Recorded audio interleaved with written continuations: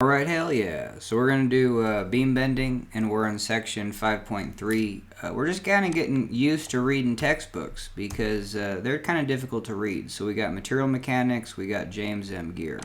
Alright, so let's do it. So this section is going to be on beam curvature. So let's just start reading away.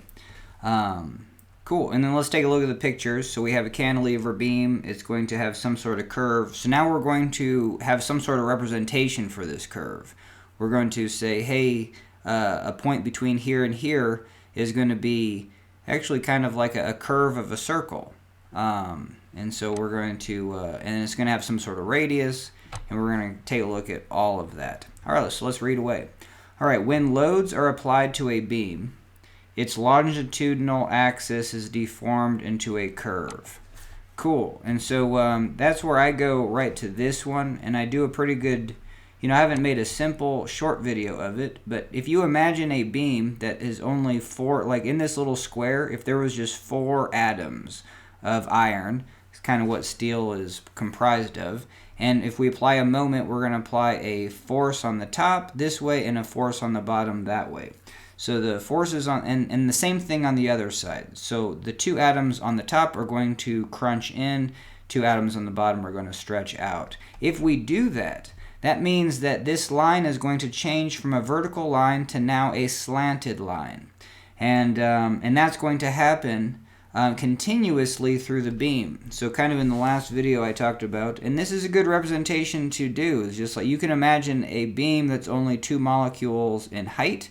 It can still function as a beam, from a Newtonian perspective. And we just covered those 4 molecules. And so if we apply this moment right there and there on those, those crunching forces and those tension forces, well, when we have a pure moment, it means that the next 4 molecules are going to experience that same moment. So there's going to be an angled line between these vertical lines are now going to become like a trapezoidal. And when we add up all those, you're going to get a smooth curve. And so there you go. And that curve is going to be a function of the moment. If you apply a greater moment on those 4 molecules, the angle gets steeper. And then if these next 4 molecules you don't apply much angle, hey, the angle is going to slacken. And if you don't apply, if you only apply the moment right here and right here, then you will get this to shorten, this to lengthen, but the rest of the beam will just be a straight section. And so we can even see that in a cantilever beam. And I kind of apologize for the artistic rendition of this cantilever, because it looks like most of the bending occurs right in here, but most of the bending actually occurs at point A. You're going to get the greatest change in angle, and then you're going to get this. At point B, you're just going to get a straight line. Because if we cut this beam apart, do the chapter 4 stuff, or the internal forces, kind of the prerequisite leading up to this chapter of beam bending, there is no moments. The moment becomes 0 at point B, and so we have no curvature. Okay, so that first sentence is basically saying the moments are generating a curve, but I don't think that's so obvious until you explore it, kind of how I said it. Now, because we have a continuously changing moment, we're going to have the greatest curvature here. So if I just took this little segment, and zoomed in, it might look like this, quite curved. And then when I get to point B, it's actually just going to look like this, straight. So the curve is going to be like maximum, and then it's going to taper as it gets to point A to B. So you can see that, hey, this is a part of a circle, and this circle would have a radius, and so that's where we get these, the definition for, curvature is like, well, this little slice is part of a circle. If we continue to draw this circle, what does a circle have? It has a radius, and so that's what we're going to do. Okay, hell yeah, let's read another sentence. Cool. So yeah, so that's what this says. When loads are applied, and again, loads can be upward and downward forces. They can be left and right forces. So they can be forces and moments. So that's kind of the take-home point for like these. For pure bending, these would be your loads. In a moment, even a pure moment, or you know what I mean, can be looked at as a force, two opposing forces separated by a distance. And it has to be. I mean, definitionally, this moment has to be two opposing forces separated by a distance.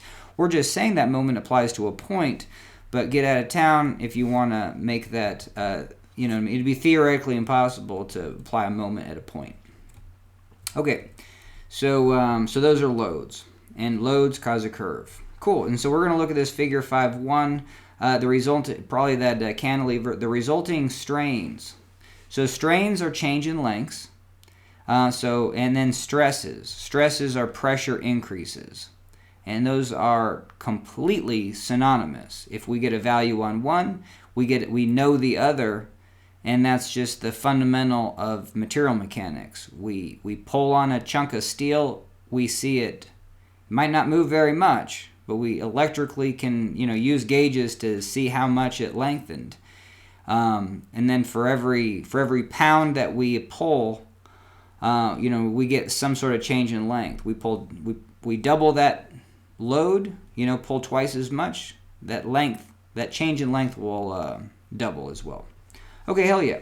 So the result, so those loads cause curvature, and the curvature is what's causing the change, causing crunching on the top, like stretching on the bottom, let's say, for positive curvature.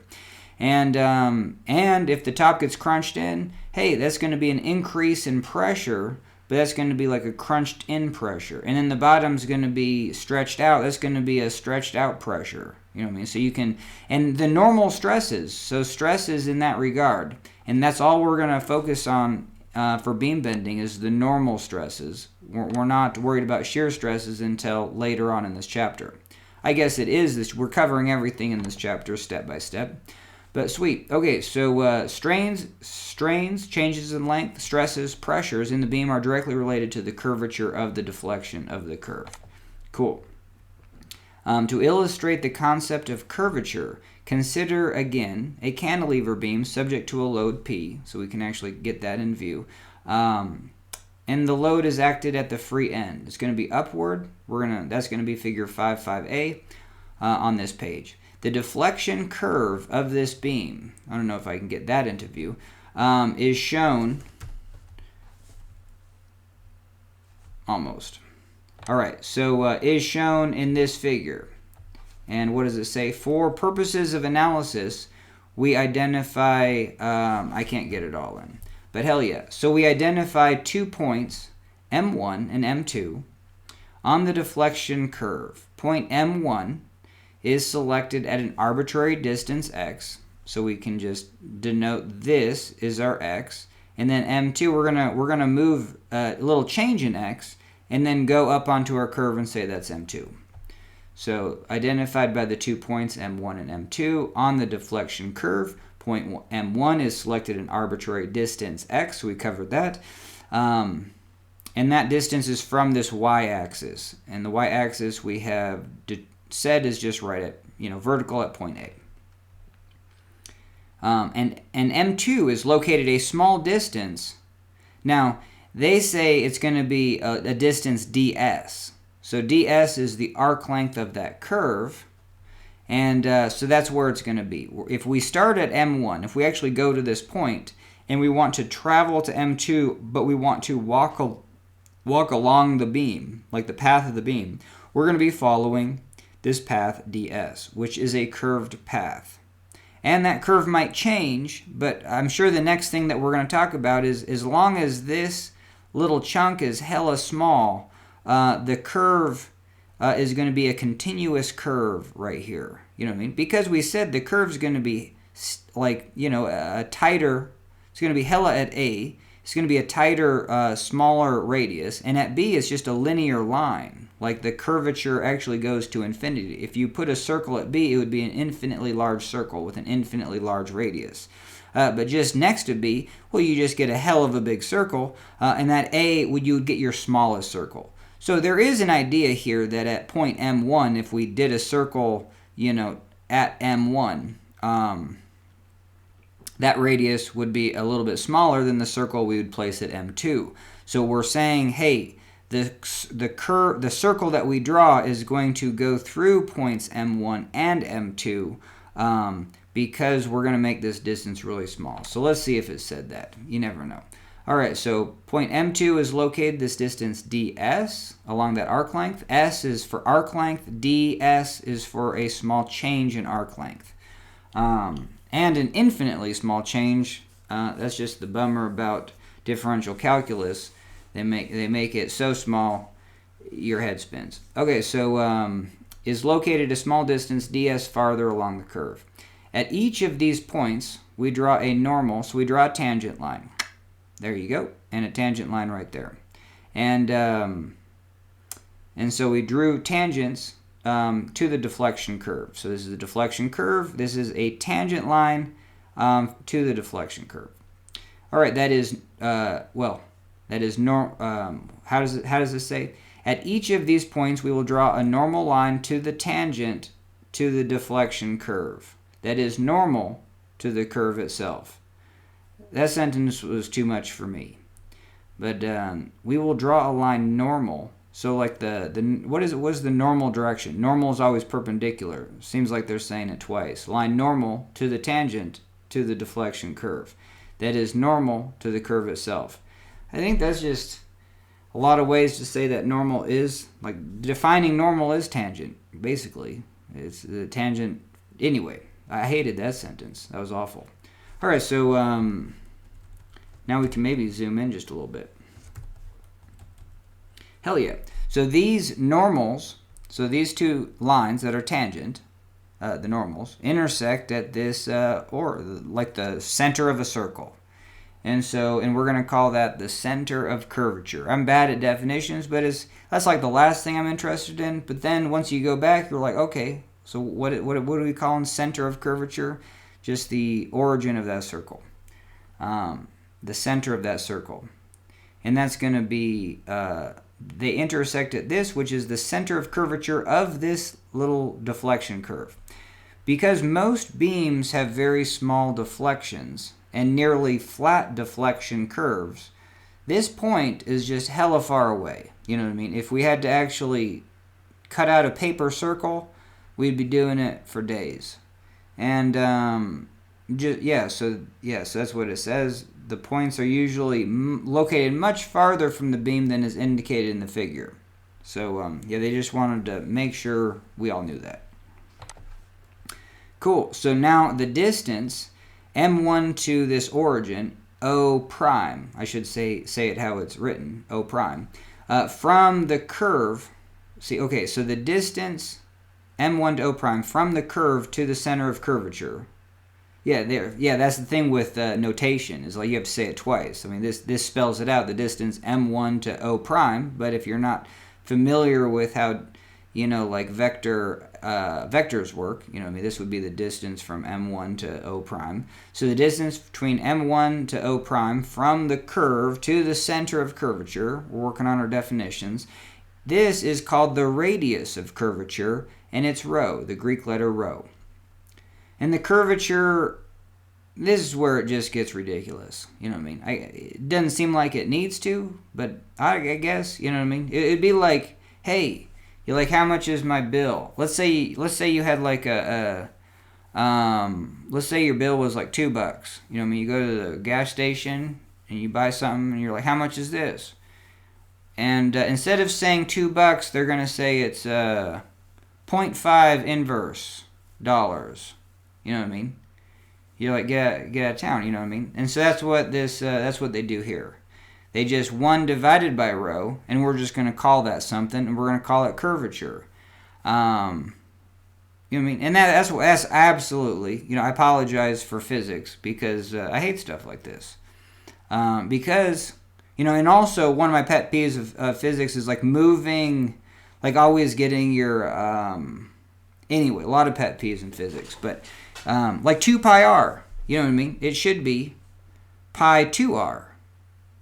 You know what I mean? Because your circumference is pi d, But then if you use the radius, it would be pi 2r. You know what I mean? But we just have this notation to take whatever those values are and put them at the front. I don't know my words, but anyway. And so this falls into that category of just like, why do we need to just call it 1 divided by rho? I'm sure I'll explore it more. And I think it probably comes from, I was picking up a calculus book when they actually do derivations of curves, and potentially this is probably useful in that, but I don't know. But you're just going to have to get used to that. But that's why I'm pretty decent at reading through textbooks, because I'll tell you where, yeah, this gets real. Okay, so this curvature, it's kappa. See, I've never even said it. This is the first time I've ever even uttered the word kappa, because I dislike this idea that we have to have this other parameter where we can obviously understand that's the radius. I love working with big numbers. The human species hates working with small numbers, so that's what we're doing. We're going to 1 divided by a big number, so we're going to have kappa. And hopefully it's like you throw it out into the universe, so maybe this week I'll actually get a value of kappa for beams that, I don't know, you know what I mean? I'll have to explore that. You know what I mean? What is a common value for kappa? I have no idea. I honestly don't know what a value for the radius of a beam during deflection would be either. But anyway, so here we go. So we have the radius of curvature, which is rho, very obvious. And then we're just going to say 1 divided by this radius is going to be kappa. Is the curvature, which is the Greek letter kappa. So I could say this is 1 divided by rho, but if I'm saying rho by its definition, it's the radius of curvature. So we just have a lot of, we have the center of curvature, we have the radius of curvature, and then we just have the curvature. And so, cool. So I guess this letter, Greek letter kappa, is the curvature. So, in that regard, it at least doesn't have any other fundamental property except to describe this definition of curvature. Even though it's 1 divided by the radius of curvature, it's distinct from the radius. We can't just say the radius is the curvature, but we could. Because if we have a circle, there's only one aspect, well, 2 aspects of a circle. There's its radius and its circumference. Not much else, for a full circle. You could say radius or diameter, those would be interchangeable, and its circumference. All right, so we have this idea of curvature of a circle. And curvature, and so let's see how far we're going to get today. We're just going to get to here, so just this section. Hell yeah. Because what I'm going to go over is, they're going to talk about positive curvature. So when things smiley face in beam bending, positive moments cause positive smiley faces, of beams. And that's going to be deflection upward. And this is also going to be positive curvature. If my distance rho is in the up direction, so I've already distinguished this is the y direction and this is the x direction, and then this is interesting because this is going to be the anomaly when we do deflections in chapter 9, when you actually pull up on a beam. If you got like a semi-flatbed, we're putting loads down, and so the deflections are going to be in the negative direction. So just for this, hey, our deflections are in the positive direction. That's different than whether this thing curves in a smiley face, but I just wanted to relay that to you. So we do have a positive curvature, from moments that cause deflections in a smiley face. And so we're going to call that positive curvature. And here's one way to that I can wrap my mind around this when it comes to using conventions of negative and positive. So if this is my y-axis, and I go up, and this rho is going to be, in the positive y direction.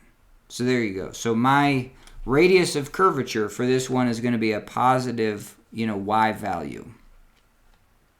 And I'm making the assumption that, they have this drawn. I mean, the deflections are so small that literally these tangents are basically vertical. So, you know, obviously rho isn't a function of y because it's at a different angle, but as long as the curves are in anyway. But if we had opposite curvature, if this was curving down, our radius of curvature would be negative, and the radius would be in the negative y direction. So kappa, or radius of curvature, would be 1 divided by a negative number, so we would have a negative value for curvature. So that's one way that I've thought to, you know, that makes sense to me. All right, so let's read on. And so it says curvature is defined as the reciprocal 1 divided by the radius of curvature. There you go. Kappa is equal 1 divided by rho. And I guess this is pretty good doing textbooks like this because, I mean, it's very good skill for me to actually just read the actual definitions. Like sometimes I just get a sense of things and I'm just like, nah, I'm going to forget these terms anyway by tomorrow. So I just want a sense of them. I really don't even want to utter their names. Anyway, so curvature is a measure of how sharply a beam is bent. So is that going to make sense? If, well, you know, cool, you know, but if this number is big, what does that mean? If this number is small, what's that mean? And that's why it's just a little bit maddening, because if right over here, if the radius is huge, well, it sounds like our curve is going to be a big circle. A big circle is a flat, you know what I mean? This is an infinitely large circle. And so if rho is huge, kappa is very small. So a very small kappa is low curvature. Oh, okay, I see where they get there. You know what I mean? I guess that makes a little bit more sense. And I'll have to go back to the calculus books if there's other reasons why curvature from that perspective makes sense. So yes, if curvature is 0, If because if rho is almost infinity, curvature is going to be 0. You know what I mean? And that means there's no curvature. If curvature is now this curvature is going to be a very small number. That's what they, you know.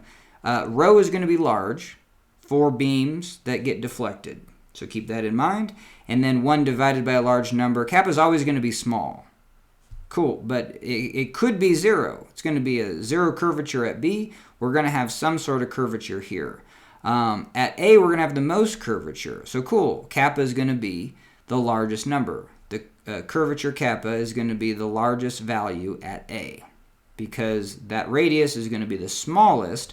1 divided by a small number is bigger than 1 divided by a bigger number. All right, that wasn't too painful. Cool. So if the load on a beam is small, the beam will be nearly straight. The radius of curvature will be very large, and the curvature, 1 divided by a large number, will be very small. If the load is increased, the amount of bending will increase. The radius of curvature, so that's this value, will become smaller. Yeah, that's the aspect of math and physics. A lot of juggling, you know what I mean? You're like this, because it's either or sometimes. So the radius of curvature becomes small at A. This radius of the curvature becomes, loads increase bending. The amount of bending will increase at point A. The radius of curvature, rho, will be smaller. And the curvature, kappa, 1 divided by that smaller number, will be larger. So that's what it says. The radius of curvature, that's rho, will become smaller. And the curvature, kappa, will become larger. All right, sweet. So from geometry, this triangle from O prime to M1 to M2. So we have this triangle. They're going to obtain the equation rho d theta ds. And that's fair enough because radius is going to be in radians. And I wish textbooks would always do this. So I'm just going to do it visually. If I draw like this imaginary circle, it has a radius of this long. If I cut a string that long and start to drape it around the circle, I'll get to about 60 degrees, 57.3. If I cut another string, get another 60, get another 60, and I'm at 180 basically. And then I cut 3 more strings and I'm all the way around. So that means like about 6 strings, you know what I mean? And that number comes from 2 pi, 6.28. And so I would have to cut 6 radiuses lengths and then 0.28 radiuses. And if I draped all those strings around the circle, I would get a full circle. So the definition of 1 radian is just taking 1 radius of length and draping that around the circle. We're going to call that the angle. And that angle is about 57.3 degrees. It's about 60 degrees. Cool. And so when we do that, if I have an angle of 60 degrees, what do I know about the arc length? Because you can just work in reverse. You're like, well, didn't I just cut the radius and then drape that around the circle? So if I'm at 1 radian, if I undrape that string, which is the arc of that curve, then that's the length of the radius. So 1 radian is 1 radian for the angle is equivalent to the arc length being equal to the radius, 1 radius. If the angle was 2 radians, okay, then your arc length is 2 times the radius. So that's what we have here. Let's see if we can do it. So this arc length d theta is in radians. And if this radians was 1, this arc length between M1 and M2 would be 1 times the radius. This arc length would be rho. So it's because this is a fraction, you know what I mean? Because it's really small. I mean, it's good to do what we just did and like, hey, go to an arc length that's equal to a radius, then an arc length that's equal to 2 radiuses. So, but if this is really small, it's still going to have a value. This angle is going to have a value of maybe 0.01. A hundredth. It's going to be 100th of a radian. That means that the arc length is going to be 100th of this radius. And then let's go back to the definition. If this has a circle, again, I would say this thing is a big circle. I'm going to take the radius and cut a string and then start to drape it around the circle. I'd probably get to about there. You know, that's about 60 degrees or whatever. About 60 degrees right there. This would be 90. So 60 degrees right there. What we're saying is, and that's a radian of 1. If this radius, and let's just say it looks about 10. Like let's say like we cut this radius up into 10 chunks. Hey, that looks about this arc length. So let's go from that perspective. So if I cut this string, which is the radius, and I start to drape it, I only get 1/10 of the string. So if I chop this string up into 10 pieces, one of those pieces will lay from M1 to M2. That means that this number in radians is going to be 0.1 radians. And so so this equation is 100% accurate. There's no small angle approximation. And the one way that I like to say this is radians. It's a bizarre. Even me, I have to kind of go through that whole process every time. And it's a little bit of a slow process. With what the hell is a radian? You know what I mean? So radians, that's a bizarre term. So we have radians is bizarre. But if we multiply by the radius, we get something normal. So that's kind of my saying, and it helps for figuring out arc length. It will help for radians times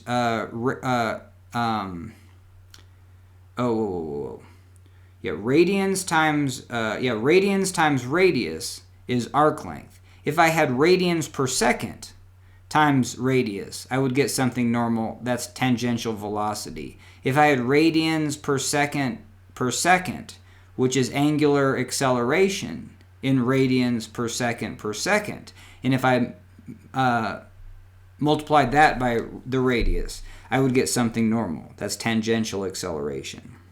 So that's That would be the three equations. Radians times radius is something normal. Radians times radius is arc length. Radians per second times radius is tangential velocity. And radians per second, which is angular acceleration, times the radius is tangential acceleration. Cool. So radians times the radius is the arc length. So that's where we get this equation. Radians d theta times rho is ds. So sweet. But this equation, I don't know, it doesn't pop out to me. It's just like, it's not like an aha, like, oh yeah, that just looks like it makes sense. You know what I mean? Especially because the next things we do are small angle approximations. Maybe not in this section.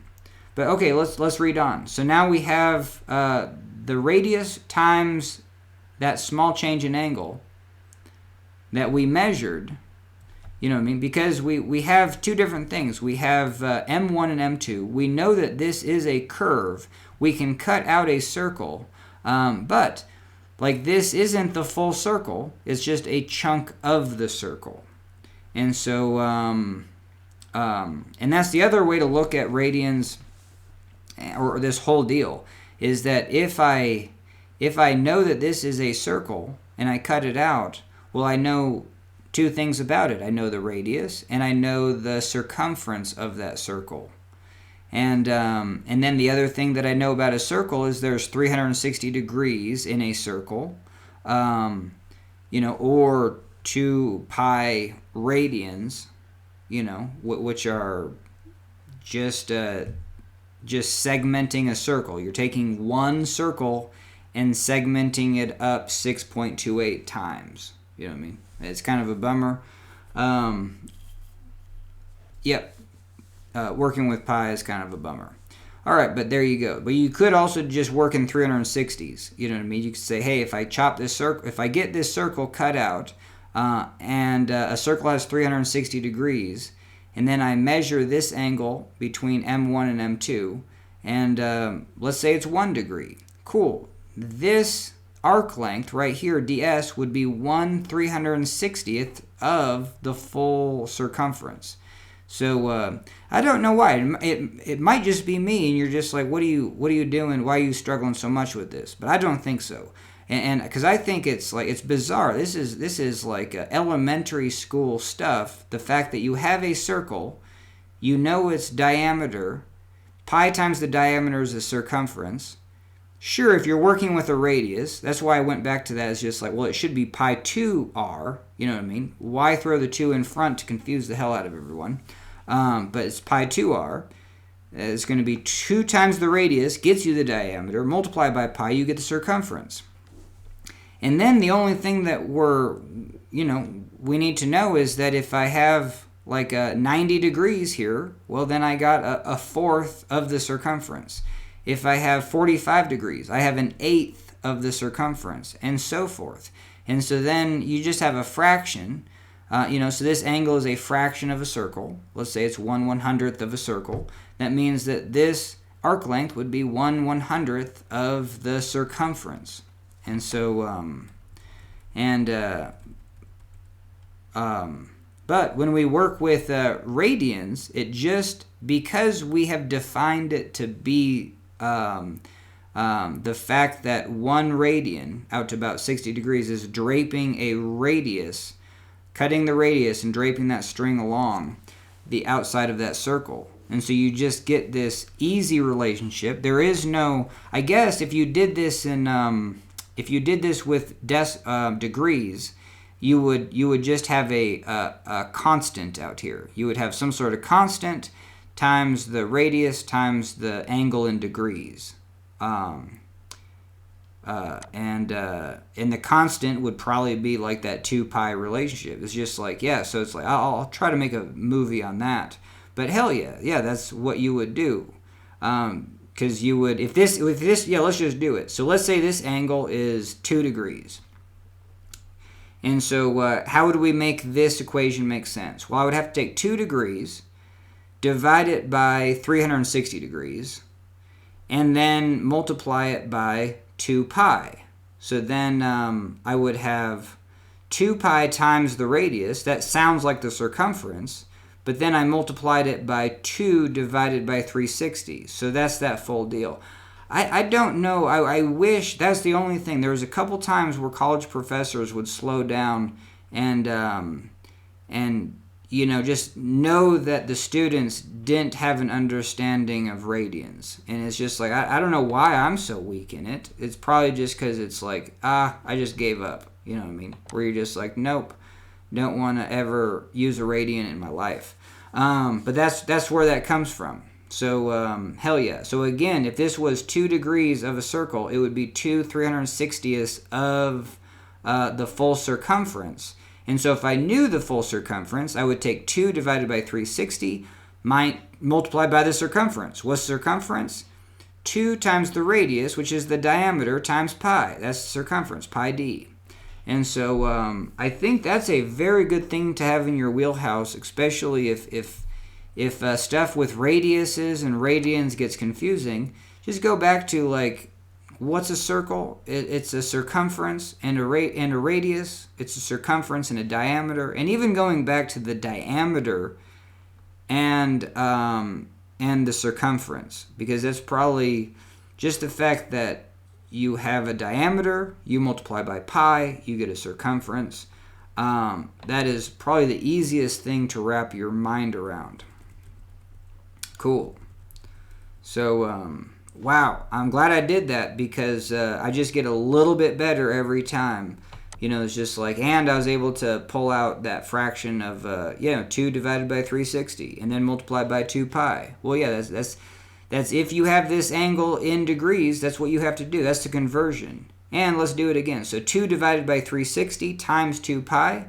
Well, if I'm dividing by 360 and then multiplying by 2 pi, that's where, people will take a shortcut. Well, let's just divide by 180 and then multiply by pi. Same thing as multiplying by 2 pi and dividing by 360. So that's the conversion between degrees to radians. You got to divide by degrees, 360 degrees in a circle, multiply by 2 pi radians in a circle. All right, brutal. So and then that d theta is going to be measured in radians. Is what we spend our time talking about. And it's an infinitesimally small angle. So it ain't a hundredth of a radian. It ain't 2 degrees. It's beyond small enough to make your head spin. So, but you just use like 1,000th of a radian. You know what I mean? And then don't blow up your calculator, because sometimes, like, if you go too small on your calculator when you're trying to do like a very, very small, you're trying to approximate. I've had issues where the calculator will get into rounding errors. But hell yeah, 1,000th of a radian, that's a great place to start on your journey towards infinitesimally small. Okay, and so that's going to be between the normals, what we're calling those 2 lines, M1 and M2. That arc length ds is also infinitesimal, and that's going to be an infinitesimal distance along the curve between points M1 and M2. So now we get to combine the equations. All we're doing is we're seeing that we have, in this equation, we have rho. And what did we say rho was? 1 divided by the curvature. So if curvature is 1 divided by rho, rho is 1 divided by curvature. And so they just have to get this. Instead of putting 1 divided by curvature, we could do that. We could just say d theta divided by the curvature is equal to ds. But then we would have to get the curvature up here. We would have to get the ds down below. So that's what we're doing here. Curvature is d theta ds. What they do to get here, another way to do it, is just knowing that the curvature is 1 divided by the radius. Well, let's get the radius downstairs over here. Now we have ds divided by rho. And then let's get ds over here. So we got d theta divided by ds is 1 divided by rho, and that's the definition of curvature. So we got d theta divided by ds. Cool. So, and even at that place, I'm sure this is geometrically makes sense, but now it's just like, now we're just in Equationville. Where it's just like, okay, like I get the logic behind equations, and so I can trust this, but I've lost, like right now I've lost all sense of like, hey, does d theta divided by ds mean anything? You know what I mean? d theta. Well, let's, what did we say d theta was? Let's say it was 0.1, let's say it was just 0.1 radian. Then ds is 0.1 times rho. Cool. So ds is 0.1 times rho.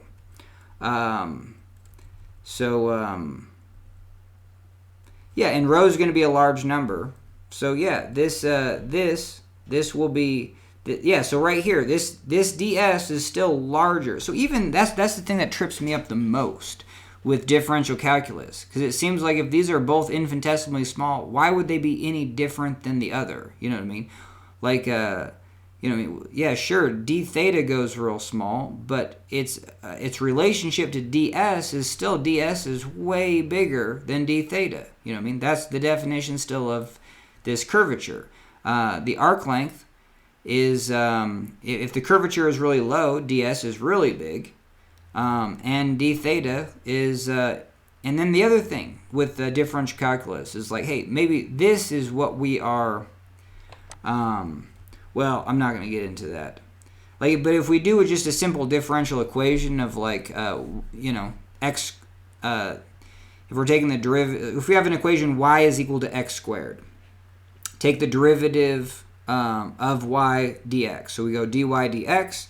Dx is like the thing that you're taking the derivative. That's the incremental change. If you make an incremental change in the x direction, what does the function do? And it might, if you'd make one step over here, like just do it. So if you have 0 to 1, your function x squared goes from 0 to 1. But then if you go from 1 to 2, our function x squared goes from 1 to 4. So a bigger change. And if you, and so your small little change in dx can make a big change in, so that's the thing to always have your mind wrapped around when you're looking at differential calculus. And it's just like these don't mean that these are the same, just because they're infinitesimally small. Cool. So this equation for the curvature is derived in textbooks. On calculus, yeah, so that's where I need to go back to that. I saw this in the calculus textbook.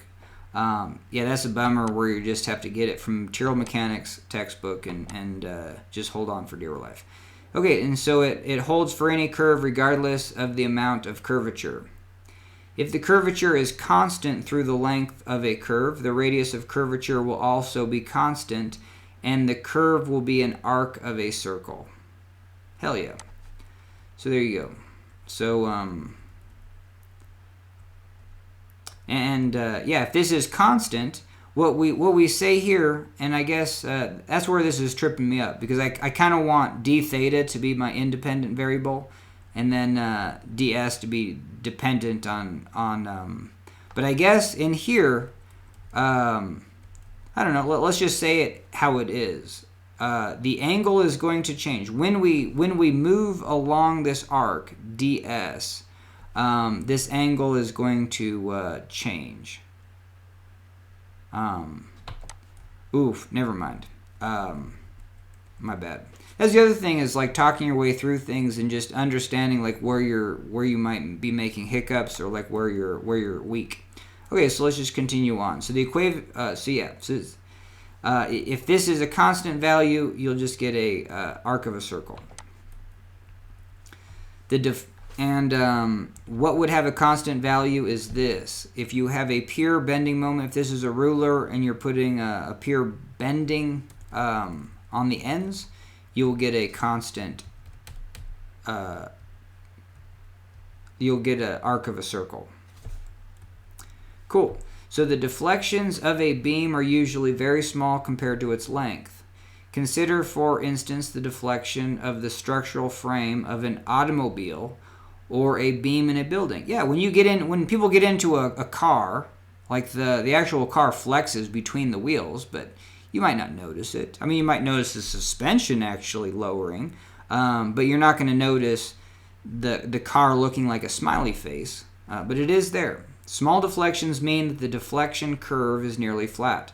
Consequently, the distance ds along the curve may be set equal to its horizontal projection dx. So where's a picture of that?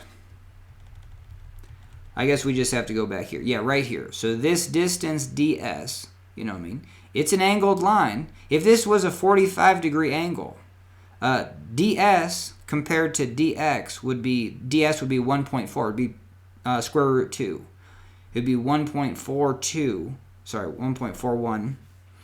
And dx would be 1. But what they're saying is that if these deflections are super tiny, this distance between M1 and M2 following this curve of a circle of some sort of radius, ds, we're just going to say it's equivalent to dx. Cool. And that is going to be useful for the, because now we have, yeah.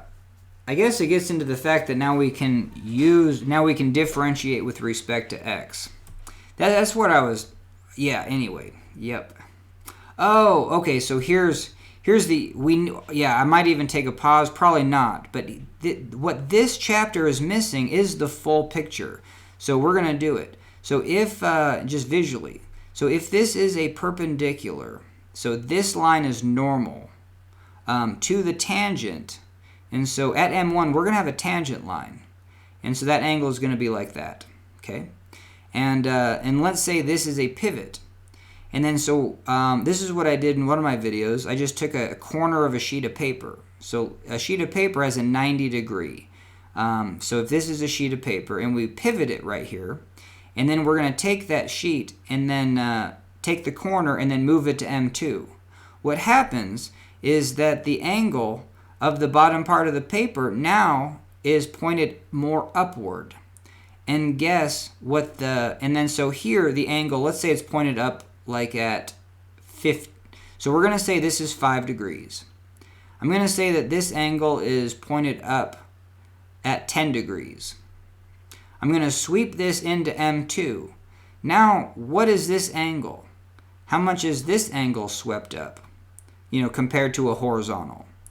It would be swept up plus 5 degrees. So again, this is 5 degrees between here and here. If this tangent is a 10-degree angle from the horizontal, and then I sweep it this 5 degrees, this angle increases by 5 degrees. So that's what that differential equation says. It says, hey, at M1, you're going to have an angle of the beam. That's going to be the tangent. You throw a tangent line on this beam at M1, you're going to read an angle from the horizontal. And you can do this. I think it would be a good to have another sketch of just an actual bridge beam, like a smiley face this way, because you could throw, I don't know, where you that just makes more sense. You got cars on a bridge, it flexes this way. You could take, kind of a sophisticated angle gauge, even just your iPhone, and then put it on a part of the bridge. Let's say you just have a flexy piece of lumber, like just across a little gap or something. Well, hell yeah, you walk across it, walk in the middle, it's going to have an angle. And so you can measure the angle at any point. And that angle is going to be just relative to horizontal. So that's just another way to say it. So at M1, you're going to have an angle right here that's, let's say 10 degrees from horizontal. And if we're saying I'm sweeping this, and because that's the other thing, something bent this. So you have forces, loads, and it's the moments. It's the actual moments that are driving curvature for this, from my other, this is about the fourth video on this. But anyway, so it's the moments that drive that. So you do get curvature. So that's the whole thing. Between M1 and M2, you could cut out a circle that fits right into there. Between M1 and M2, this paper circle just like fits perfect. Okay, so with that said, we put our angle finder at M1, we're going to read 10 degrees. We know that this is a circle, so then we're going to take our 90-degree chunk of paper, and then we have it pivoted, and we're going to swing it to M2. And then we're going to read, so we could either do it the other way. Then we could read the angle at M2 and see that the angle at M2 is 15 degrees. That means that this circle that we swept out, this angle is 5 degrees. So if the angle at M1 is 10, the angle at M2 is 15, the angle between those. So that's the change in angle. So again, angle M1 is 10, M2 is 15, but the change in angle between M1 and M2 is going to be this d theta. So there's just a diagram that actually shows that. It shows that M1 is this angle with a tangent, and M2 is the angle M1, 10 degrees, but plus d theta. This is the angle theta. This is theta plus d theta. All right, hell yeah. Cool. So and then when we get into so that means that if I move a distance dx, so if I'm at M1, I know the angle, and if I move a distance dx, I know the angle is going to change by d theta. That is literally that definition of that differential equation. And you could also say it with ds. You're like, at M1 it's 10 degrees. If I move a small distance ds along the arc to M2, what's the angle at M2? The angle changed by 5 degrees, which was that other equation. So we have this. This says that if I change my arc length by a little bit, the angle is going to change by 5. So that's, and let's say this little bit is just a unit 1. You know what I mean? I move a unit 1 whatever. Let's say it's 1 meter. This thing is hella huge. If I move 1 meter of arc length, my angle changed by 5. This value right here would be 5 degrees. This value, d theta ds, would be 5. 5 degrees per meter. That would be the units on that. So I guess it's also, even though there's a differential equation, it still has units. This is going to be radians per meter. Cool. And yeah, so it's not dimensionless. Yeah, that's the other thing with these, just throwing out a new term in here called kappa, called the curvature. So the radius of curvature, still, this could be in meters, could be in inches. And so it does have a length. 1 divided by meters is still, has units, not dimensionless yet. It's, meters divided, meters to the negative 1. So curvature will have units of 1 divided by length, 1 divided by meters. Cool. And then we have this idea that the deflections are so small that there's no difference. Like, actually, this red line should be pretty close to the x-axis. We wouldn't even notice that it's even deflected. And so that's where we get into the fact that this dx, we're just going to say is ds. Hell yeah. And then so we get this equation. We move from M1 to M2, a distance dx, our angle changed by 5 degrees. Or, whatever. But it's good to put values on here that are bigger than infinitesimal. That's all I'm saying when it comes to reading differential equations. Because else you just read them as they are, or you can't, you know what I mean? It's good to actually throw in small but reasonable numbers to see what's happening. Cool, so that's that. All right, so now we're going to talk about positive curvature and negative curvature, and we'll be done with this one. So brutal, you know what I mean? All my videos are about an hour, hour and a half long, just to cover one topic. But hell yeah, so let's do it. So both the curvature and the radius of curvature are functions of the distance x measured along the x-axis. So let's think about that. So the curvature and the radius of curvature. Radius of curvature is rho. Curvature is 1 divided by rho. But with our cantilever, hell yeah. The curvature at B is 0. The curvature at A is going to be a max value. And so it's going to go from max to 0. So yeah, it's definitely a function of where along the x-axis. That's what that said. Our functions of the distance measured, distance x measured along the x-axis. It follows that the position O prime, which was the center of the circle that had a radius of rho, radius of curvature of rho, of the center of curvature also depends on the distance x. Well, sure. Like if I move along the beam and I know that it has a curvature, and I could do a paper circle, I'm going to be cutting different paper circles at different places along the beam as a distance of x. And those circles, paper circles, will have different O primes. They'll have different centers. So yes, so the O primes of the center of curvature also depends on the distance x. In section 5.5, we will see that the curvature at a particular point on the axis of a beam depends on the bending moment at that particular. Yeah, so that's that next section, and I kind of go to here. You know what I mean? It's like, hey, this curvature is the angle of the beam.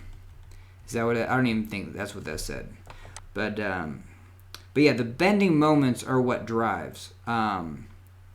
So let's read this. We will see in section 5.5, we will see that the curvature at a particular point on the axis of a beam depends on the bending moment, like 100%,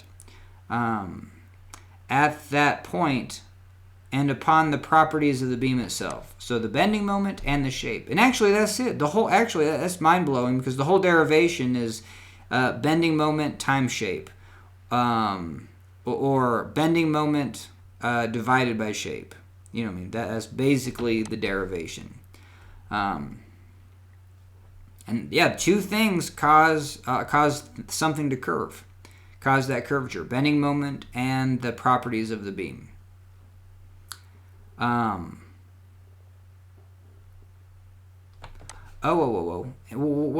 is sigma is equal to MYI?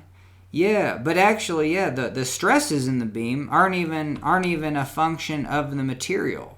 The strength of a beam is if you got steel compared to a glass beam, hell yeah, we have to figure out how much pressure a steel beam can take and how much pressure a glass beam can take. But when it comes to the actual curvature, it's not even a function of or what's that? The stress. Sorry, the stress. The stress is in the beam. The pressures that you will experience, molecule for molecule in the beam, are the equation is just sigma is equal to my divided by I, or m divided by s, where y and I are shapes, and s is just I divided by y. It's just another one of those. We'll simplify this. So yeah, you have the moment divided by the shape. It's not even a function of the material, but that's the pressures that you will see. So that's the fascinating thing about beam bending, is it's all related to geometry. It's like 100% geometry to get the actual pressures that surface. And then your material dictates how much pressure that material can take. Cool. So therefore, if the beam is prismatic and the material is homogeneous, the curvature will vary only with the bending moment. Yeah, so your beam has to be prismatic and material homogeneous. I forget what prismatic means. It probably same cross-section from A to B. If it's tapered, I think they would say tapered. So I think I looked that one up once, and then I forgot again. Prismatic, no change in cross-section. Homogeneous just means same material throughout. And it will only vary with the bending moment. So that means that if you have a taper, there was something about a taper where, like, hey, the max curvature won't happen, or the max curvature and max stresses won't happen at the max moment if you do have a tapered shape. So I have to do some of those because those are kind of fascinating. Okay, so consequently, a beam in pure bending will have constant curvature, and a beam in non-uniform bending will have varying curvature. So our cantilever has non-uniform bending. It has varied curvature, and then the other one was pure bending. This is pure bending, taking a ruler, bending it on both ends. Pure bending. You can also take a cantilever and put it in pure bending. You just got to apply a moment at the end with no loads. See, I'm not saying that wrong. You know what I mean? I just think loads are vertical or horizontal forces. But loads, I think, for material mechanics are both forces and moments, because moments are opposing forces separated by a distance. All right, almost done. Okay, so sweet. And we already talked about, we kind of reviewed this stuff before. So sign convention, and then when you actually get to it, you won't lose your mind. So the sign convention for curvature depends on the orientation of the coordinate axis. If the x-axis is positive to the right and the y-axis is positive upward, then the curvature is positive when the beam is bent concave upward. So this is when it beam smiley faces concave, so it's got a cave that faces upward, concave upward. That's going to be positive curvature. This is concave downward, negative curvature. Conversely, the curvature is negative when the beam is bent concave downward and the center of curvature is below the beam. So yeah, so the center of curvature, that's that O prime, is going to be associated with the center of the circle. The distance from the beam to that is going to be your radius of curvature, rho, and just think that rho is a negative y number, to get there. Especially if your beam is basically flat anyway, to get to that radius, you're going to go down in the negative y direction. So therefore, your radius of curvature, your rho, is going to be a negative number. And then so 1 divided by a negative number is still a negative number, and therefore curvature will be negative. So hell yeah, kappa negative when you get something like this, kappa positive when you get something like that. That's curvature, kappa. In the next section, we will see how longitudinal strains in a bent beam are determined from its curvature. And in Chapter 9, we will see how curvature is related to the beam deflections of beams. You know what I mean? Because, yeah, hell yeah. All this stuff is leading up to, like, hey, if this chunk bends up a little bit along this length, and then it does the same amount and continues, like, you know what I mean? A circle, like, let's say you have, like, a quarter circle. Let's say, a quarter circle, but it would make more sense to do an eighth of a circle to a 45. Is like, you're constantly changing the angle, and you're constantly getting higher and higher. So yes, so and that's this curvature is causing deflection, and so that should be pretty trigonometric to figure out those how deflections are related to curvature. And that's Chapter 9, very fascinating chapter too, and probably a difficult one. All right, that's all I'm going to do today. We're gonna do more sections, and hell yeah. So thanks for joining me, and that's a video.